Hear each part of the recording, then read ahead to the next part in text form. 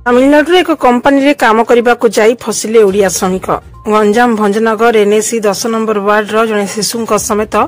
8 जन श्रमिक तमिलनाडु नीलकोटे अंचल एक बिस्केट कंपनी रे काम करने को जाई निर्यातनार शिकार होता परिवार लोके जिलापाल को अभियोग जणाइछन्ति। 4 मास पूर्व 3टी परिवार 8 जन श्रमिक को तमिलनाडु रे काम देव कही रीता नायक नामक जड़े महिला नहीं जाइथिले।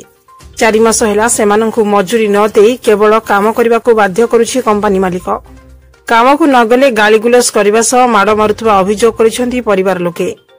समस्त श्रमिकों को फेराई आनिबाकु जिलापाल को दाबीपत्र देइछन्ति। आज्ञा मो भाई मो माँ मो भौणी दीटा को नहीं आज्ञा तमिलनाडु काम बदली कही नहीं 4 मासर पैसा दौना कि किसी ना कि छाड़ू ना काम न गले आज्ञा बाड़े पिटी बोली कहते 2 मास पूर्व पलि आसे कहले भी छाड़ू ना पैसा पत्र दौना कि छाड़ू ना आज्ञा काम न गले बाड़े पिटी बोली कहते खाया पीया भी असुविधा कर भंजनगर विद्यापीठ अंचल परिषद 10 नंबर वार्ड जोटा कि आम खदाल साहि नाम नामित से वार्ड किछि श्रमिक जाइथिले तमिलनाडु काम करने सेठारे से माने मासे 2 मास काम कला परे सेठो जे ओनर अछंती फोन नंबर देइथिले हमर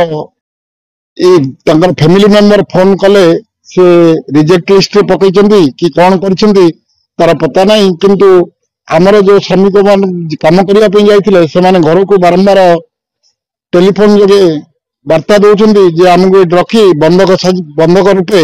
आमको निर्यातना दौरान एवं बाड़ापिटा करी प्रत्येक मासरे केबे दरमा दे ना खाली खाइबा को देई से माने निर्यातना आज पर्यंत 2-3 मास है से शिकार होती जहाँ फल एमाने आसी आज कलेक्टर गुरुवांश कलेक्टर को मिसी लिखित आकार रे देवाकू से मनस्थ कर